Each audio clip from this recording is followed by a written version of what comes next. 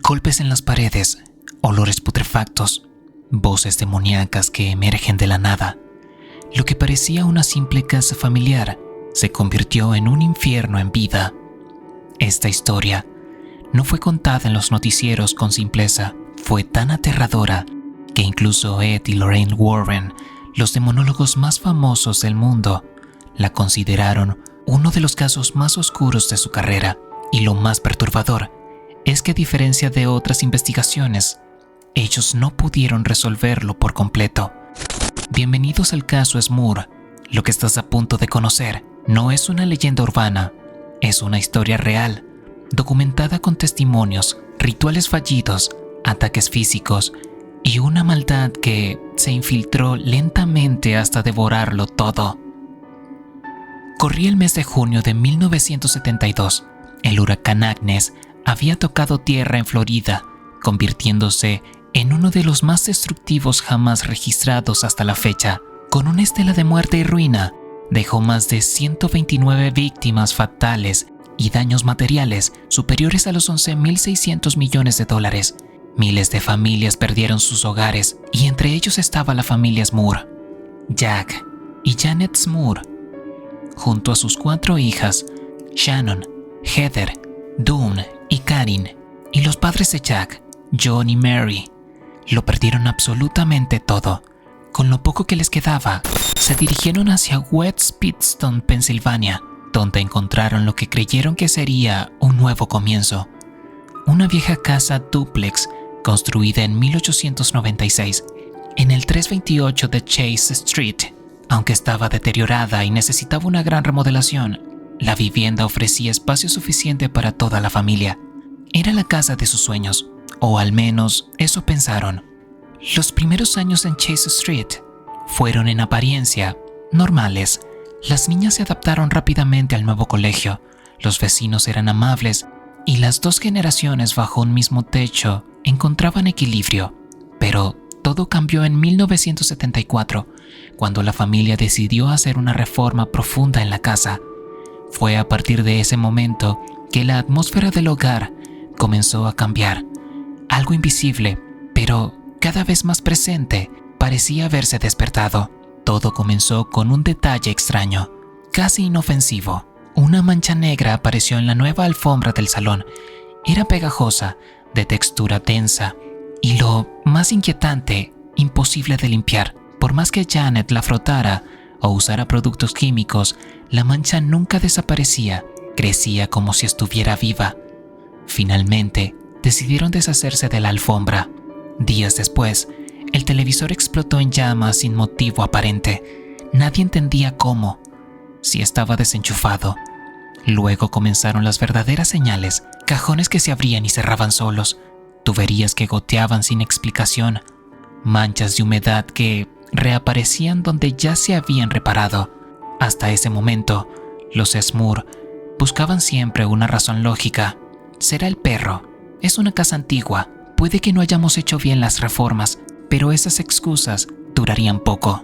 La primera evidencia clara de que algo habitaba la casa se dio cuando Jack entró al baño una mañana y encontró la pica y la bañera llena de arañazos profundos, como si un animal grande hubiera rasgado allí con furia. Sospecharon del pastor alemán de la familia, pero días después aparecieron nuevos rasguños, esta vez en lo alto de las paredes, en lugares donde ni el perro ni un adulto podían llegar sin una escalera. En 1975, Dawn, una de las hijas, comenzó a hablar de sueños recurrentes. Decía que por las noches veía figuras flotando en su habitación, como si estuvieran sumergidas en agua. Jack y Janet pensaron que era una pesadilla, pero en el fondo sabían que algo extraño estaba ocurriendo. Y entonces llegó el evento que marcaría el inicio de la verdadera pesadilla. Una noche, mientras Janet lavaba la ropa en el sótano, escuchó que alguien la llamaba por su nombre. No era un grito, era un susurro, pero uno que helaba la sangre.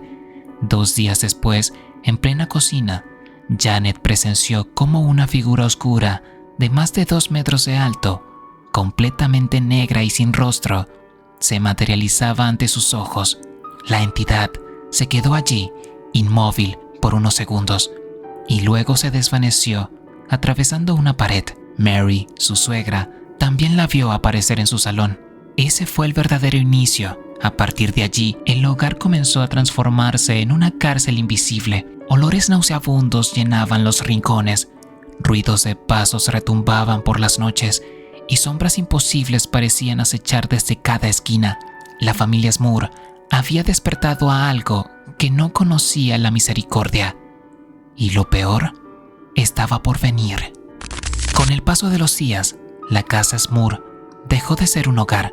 El ambiente era cada vez más denso, más opresivo. Las noches ya no eran silenciosas. Los golpes en las paredes se multiplicaban. Los objetos se movían sin intervención humana y un hedor a carne podrida impregnaba el aire sin causa aparente. Las luces titilaban, como si se burlaran de los intentos desesperados de la familia por mantener la calma. La actividad no solo era frecuente, era inteligente. Uno de los eventos más perturbadores ocurrió una madrugada. Un fuerte estruendo despertó a John y Mary, los padres de Jack, quienes vivían en la otra mitad del dúplex. Al incorporarse en la cama, escucharon susurros. Eran múltiples voces, como si una multitud hablara en un idioma desconocido. Los sonidos no provenían de un punto específico, estaban en todas partes, envolviéndolos como si la casa respirara a su alrededor. Esa fue la primera vez que los abuelos Smoor aceptaron que, tal vez, algo sobrenatural estaba ocurriendo. Y la situación solo empeoró. Los susurros se convirtieron en voces y las voces en burlas. Una de las niñas despertó gritando porque una figura flotaba sobre su cama con los ojos completamente blancos. Jack comenzó a notar marcas en su cuerpo, arañazos, hematomas.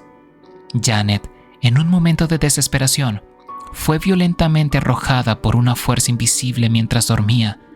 No había patrón, no había lógica. Lo que fuera que estaba en esa casa parecía querer romperlos emocionalmente y físicamente. Los ataques no solo ocurrieron por la noche. Durante el día, los espejos vibraban, las fotos familiares se caían solas y el perro, un pastor alemán, leal y protector, gruñía hacia la nada y se negaba a entrar en ciertas habitaciones. La familia acudió a sacerdotes locales, pero las bendiciones solo intensificaban la violencia. Fue entonces cuando tomaron una decisión que cambiaría el rumbo de sus vidas: buscar ayuda profesional, pero no de cualquier profesional. En 1986, Jack y Janet contrataron a la pareja más reconocida en el mundo de la demonología, Ed y Lorraine Warren, conocidos por el caso de Amityville, por enfrentarse a Annabelle y fundar la Sociedad de Investigación Psíquica de Nueva Inglaterra. Los Warren eran la última esperanza de los Smoor. Cuando Lorraine cruzó el umbral de la casa por primera vez, se detuvo en seco, cerró los ojos y susurró: «Aquí hay algo no humano, y no está solo». Para Lorraine, una medium clarividente con décadas de experiencia, la casa no estaba simplemente embrujada, estaba infestada, y lo peor, esa entidad no quería irse, estaba arraigada, alimentándose del miedo, del sufrimiento, del caos. Ed y Lorraine comenzaron su investigación entrevistando a todos los miembros de la familia, analizando patrones de comportamiento, antecedentes espirituales y posibles prácticas ocultas, descartando cualquier explicación lógica o psicológica. Luego, con la ayuda de una medium llamada Rosemary, realizaron una inspección espiritual profunda.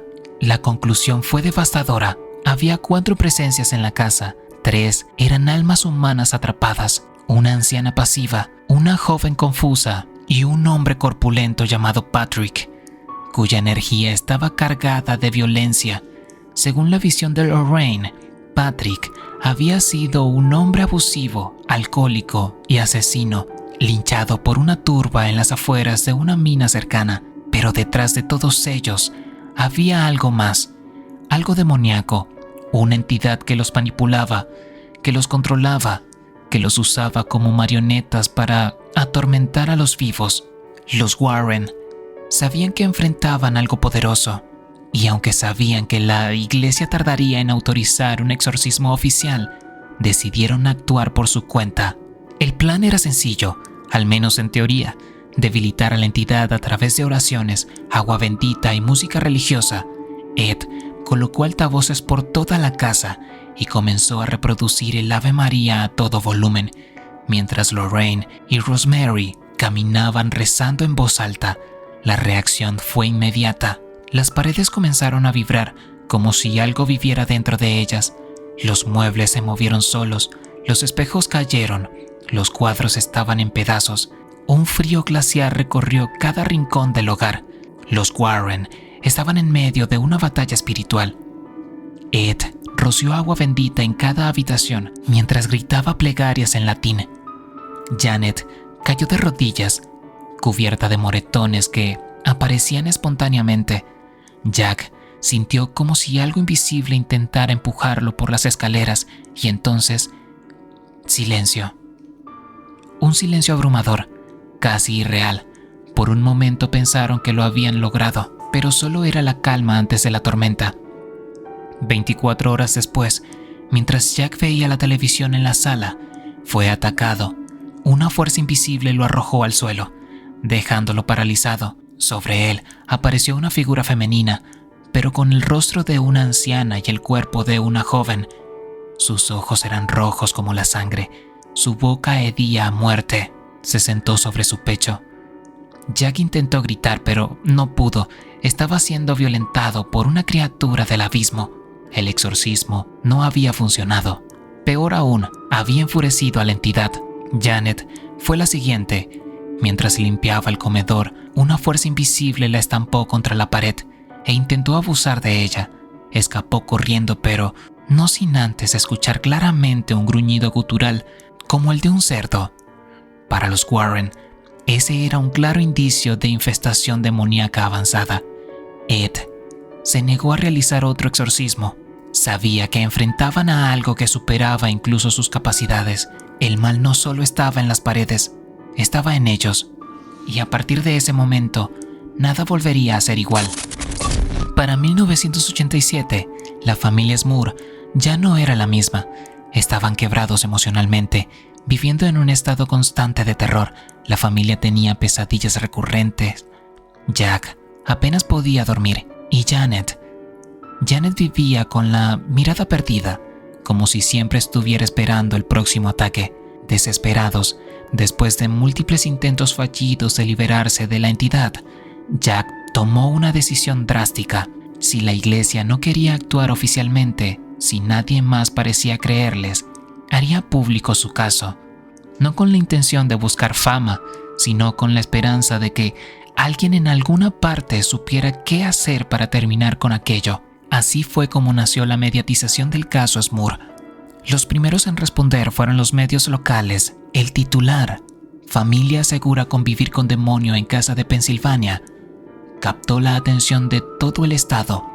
Muy pronto, el caso saltó a nivel nacional. Programas de televisión, reporteros, investigadores amateurs y curiosos comenzaron a llegar a la tranquila calle de Chase, transformando la casa en una atracción macabra. Cámaras buscaban captar fenómenos, periodistas golpeaban la puerta a cualquier hora. Algunos medios se burlaban abiertamente, mientras otros montaban especiales de 1 hora sobre la casa maldita de los Smoor. Ed y Lorraine Warren, que ya habían vivido la exposición con el caso de Amityville, sabían que esta atención podía ser un arma de doble filo. Aparecieron en varios programas explicando que lo que vivía la familia era una infestación demoníaca severa, que ellos mismos habían sido testigos de fenómenos innegables y que los Smoor no estaban buscando dinero ni fama, sino ayuda. A pesar de sus declaraciones, la opinión pública se dividió.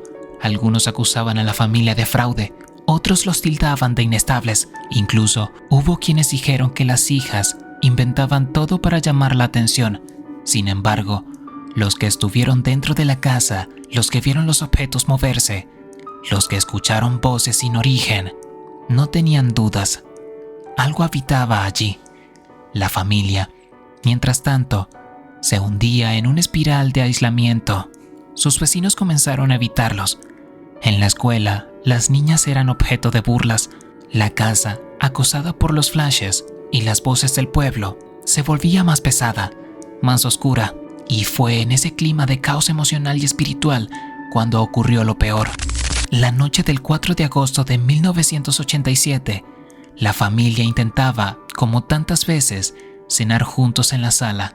Las luces parpadeaban intermitentemente, pero ya nadie reaccionaba. Estaban acostumbrados a que la casa pareciera respirar a su propio ritmo. Janet sirvió la cena, pero no se sentó a la mesa. Se quedó de pie, mirando la ventana, como si esperara algo. Jack le preguntó si estaba bien. Janet no respondió. Pasaron segundos hasta que finalmente se giró hacia su familia. Sus ojos ya no eran suyos, estaban completamente negros, sus pupilas sin expresión. Su rostro se había tensado, envejeciendo en cuestión de segundos. Su boca temblaba, pero no en pánico. Era un temblor rítmico, casi mecánico, como si algo se estuviera apoderando de sus músculos. De pronto, con un rugido inhumano, Janet se lanzó contra una de las paredes, golpeando su espalda con fuerza. Luego cayó al suelo y comenzó a hablar, pero su voz no era suya. Era grave, profunda, masculina. Pronunciaba frases en un latín antiguo que ni ella ni ninguno de los presentes conocía. Las niñas comenzaron a gritar. Mary corrió a buscar un rosario. Jack, paralizado por el terror, intentó sujetar a su esposa, pero no pudo. Janet se retorcía en el suelo como si su cuerpo fuera una marioneta sacudida por hilos invisibles. En un momento, se levantó de un salto, flotando a escasos centímetros del suelo. Su cuerpo se arqueó hacia atrás, los brazos extendidos, y gritó una frase que se quedó grabada para siempre en la memoria de su familia. «Nunca me iré, soy el dueño de esta carne». Fue entonces cuando Ed y Lorraine Warren, alertados previamente por las señales, llegaron a la casa. Al ver la escena, Lorraine cayó de rodillas, abrumada por la presencia maligna. Ed gritó instrucciones. «¡Agua bendita! ¡Sujétenla! ¡No la dejen sola!». Fue llevada al centro del salón. Ed comenzó a rezar, salmos y letanías que se mezclaban con los gritos de la entidad. El ambiente era irrespirable. La temperatura bajó drásticamente, los muebles vibraban y desde las paredes se escuchaba un latido.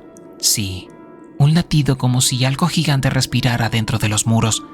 Después de casi una hora de oraciones, Janet se desmayó.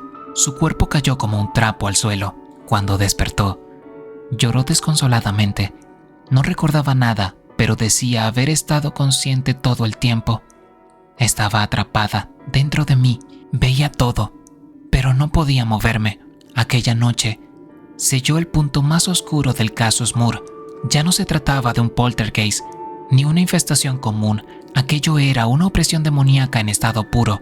Una entidad había tomado control de Janet, y si no se actuaba rápido, el siguiente paso sería una posesión total, tal vez permanente. Ed, con el rostro desencajado, lo dijo con claridad. Esto ya no es una batalla por la casa, es una guerra por sus almas. Tras el episodio de posesión de Janet, ya no quedaban dudas. La entidad no solo estaba dentro de la casa, estaba dentro de ellos. La familia Moore vivía al borde del colapso emocional. Cada miembro presentaba síntomas de agotamiento físico y mental. La casa no era solo un lugar, era un campo de batallas donde lo invisible luchaba con violencia por dominar sus cuerpos, su fe y su cordura. Ed y Lorraine Warren sabían que necesitaban una intervención mucho más profunda. Insistieron ante la Iglesia Católica para que sea autorizada un exorcismo formal, completo, regido por el Rituale Romanum.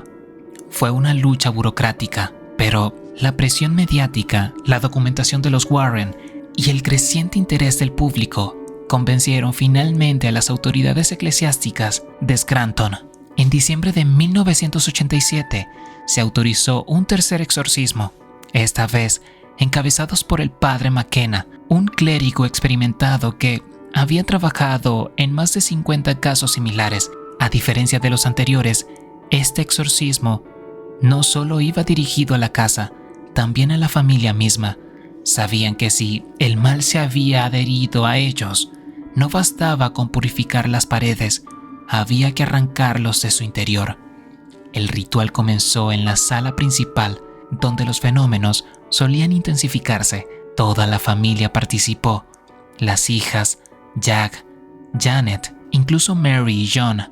Se recitaron salmos, letanías, se utilizó agua bendita, incienso, reliquias sagradas. Durante más de 4 horas, la casa se convirtió en un epicentro de violencia espiritual. Las paredes sangraron, no metafóricamente. Líquido rojo brotó de las esquinas, como si la casa misma llorara. Las cruces colgadas giraron solas hasta quedar boca abajo. Los espejos se empañaron con frases escritas desde dentro. Janet volvió a entrar en trance y habló en una lengua desconocida. El sacerdote convulsionó mientras oraba y Ed tuvo que sostenerlo. Cuando todo terminó, un silencio profundo, absoluto, se instaló, uno que no se había sentido en años. No era opresión, era paz. En los días siguientes no hubo ruidos, ni sombras, ni ataques. Incluso según relató Jack, la casa comenzó a oler a rosas frescas. Por primera vez en mucho tiempo pudieron dormir, pero la alegría duró 3 meses. Una madrugada, Janet fue arrojada por una fuerza invisible desde su cama, aterrizando contra la pared. Al día siguiente, la sombra negra que Mary había visto en su salón apareció nuevamente. Los gruñidos, los olores, los susurros, todo volvió. Los Warren comprendieron lo que habían temido desde el principio. La entidad no estaba ligada a la casa, sino a la familia. Fue entonces que Jack, con el corazón roto, tomó la decisión más difícil de su vida: abandonar Chase Street para siempre. Vendieron todo lo que pudieron, pidieron ayuda a amigos y conocidos y se mudaron a una pequeña casa en Wilkes-Barre, a pocos kilómetros de distancia.